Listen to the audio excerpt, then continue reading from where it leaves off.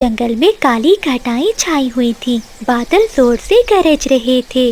जंगल के नन्हे पक्षियों के दिल भी डरे हुए थे। कोमल चिड़िया भी अपने घोंसले के एक कोने में बैठी हुई थी, लेकिन चिड़िया की सास सवित्री अपना कंबल ओढ़े घोंसले में लेटी हुई थी। अरे ओ कोमल, ये ड्रामे बंद कर। देख, छत से पानी टपक रहा है। मेरा घोंसला गीला हो रहा है। जा अभी नदी के उस पार जाकर बरगद के बड़े पेड़ के नीचे से कुछ सूखी घास और तिनके लेकर आ। लेकिन माँ जी, बाहर देखें, बाहर तो बहुत तेज बारिश है। जंगल का कोई पक्षी भी ऐसी बारिश और हवा में उड़ नहीं पा रहा, और जंगल के पेड़ भी गिर रहे हैं। बेचारी कोमल चिड़िया करती भी तो क्या, वो चुपचाप घर से निकल जाती है। वहीं दूसरी ओर चीकू और चिंकी बहुत परेशान थे। चीकू जी, मेरे बबलू को बहुत तेज बुखार है और तूफान की वजह से कहीं दवा भी नहीं मिल रही। अब आप ही कप्पों के पास जाएं, क्योंकि उनके पास कुछ पुरानी जड़ी बूटियाँ होती हैं। शायद वो हमारी कोई मदद कर दें। हाँ चिंकी, बबलू का बुखार तो बहुत तेज होता जा रहा है। मैं अभी जाता हूँ बादल कव्वे के पास। मैं जानता हूँ वो कव्वे बहुत बुरे हैं, लेकिन क्या करूँ, मुझे अपने बेटे की जान बचानी है। अगर मुझे उनके पाँव पकड़ने पड़े तो मैं पकड़ूंगा, लेकिन अपने बेटे के लिए दवा लेकर आऊंगा। चीकू तोता भीगता हुआ अपने घर से निकलता है और कप्पों के घर की ओर जाता है। जैसे ही वो दरवाजे पर पहुंचता है तो अंदर से बिजली और बादल की आवाजें सुनाई दे रही थीं। चीकू वहीं चुपचाप उनकी बातें सुनने लगता है। बादल जी, उस बूढ़ी चिड़िया ने अपनी बहू को नदी के उस पार घास लाने के लिए भेजा है। अब वो बेवकूफ चिड़िया उस बरगद के पेड़ पर रहने वाली चील का सारा खजाना हमारा होगा और इल्जाम लगाएंगे कोमल पर। जंगल के किसी भी पक्षी को हम पर शक नहीं होगा। हाँ बादल जी, सांप भी मर जाएगा और लाठी भी नहीं टूटेगी। ऐसे सोचकर वो काफी हंस रहे थे। चीकू तोता दरवाजे के बाहर खड़ा ये सब सुनकर दंग रह जाता है। ये कव्वे तो चिड़िया को मारना चाहते हैं।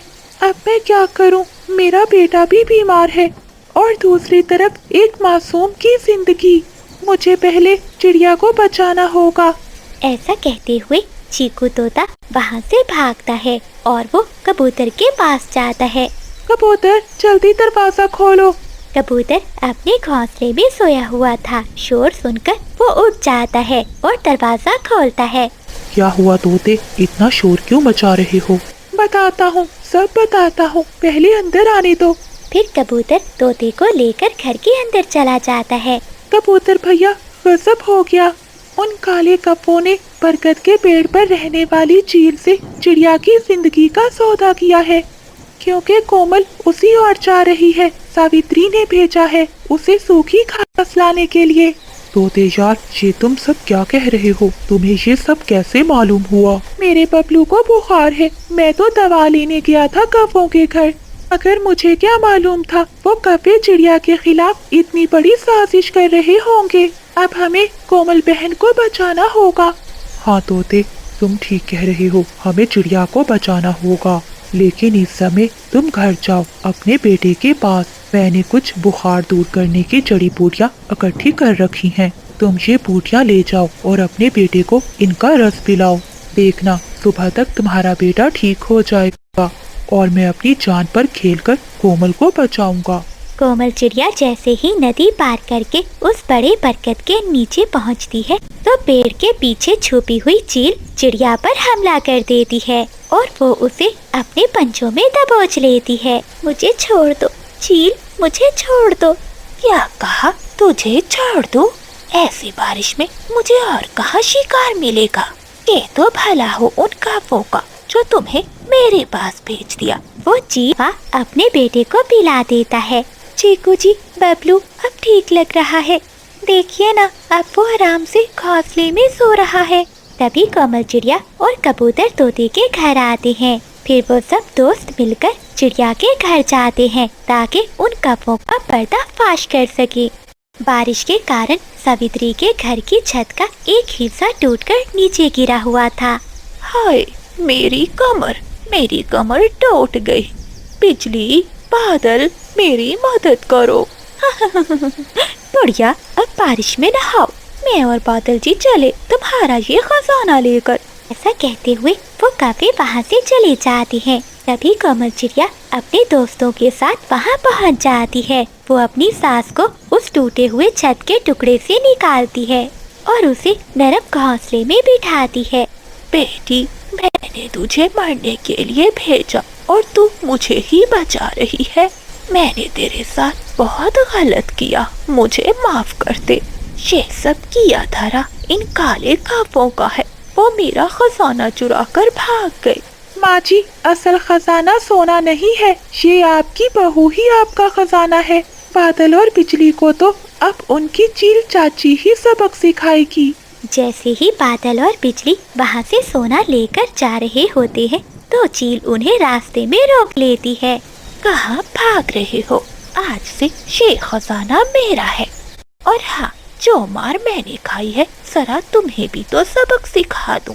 ऐसा कहते हुए चील उन कौवों की खूब पिटाई करती है और मार मार कर उन्हें घायल कर देती है। वो दोनों अपनी जान बचाकर वहाँ से भागते हैं।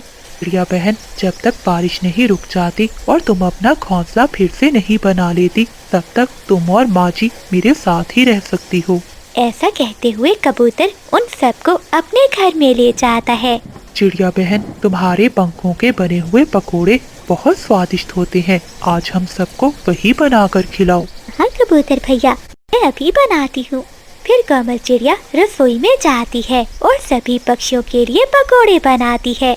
फिर वो सभी दोस्त पकोड़े खाते हुए बारिश का मजा लेते हैं। दोस्तों, बारिश की हर बूंद हमें ये सिखाती है कि बुराई चाहे कितनी ही तेज क्यों ना हो, सच्चाई का दिया कभी नहीं बुझता। तो प्यारे दोस्तों, इस कहानी को लाइक, चैनल को सब्सक्राइब और अपने दोस्तों के साथ शेयर करना मत भूलिएगा। आपका धन्यवाद। हाय हाय पक्षियों, देखो मेरा सब कुछ लुट गया। मेरी जादुई घड़ी चोरी हो गई है। हाय मेरा भाग्य, अब ये मेरा महल जैसा घर बर्बाद हो जाएगा। बादल कव्वे की माँ सावित्री ऐसे चिल्ला चिल्ला कर पक्षियों को बुला रही थी। चिड़िया, भोजन छोड़ो। लगता है जो बरगद वाले बड़े पेड़ पर कौवों का घर है, वहाँ किसी ने चोरी की है। माँ जी की वो घड़ी कोई मामूली चीज नहीं थी। वो तो सदियों पुराने उनके परिवार की एक निशानी थी, जिसे माँ जी बहुत संभाल कर रखती थी।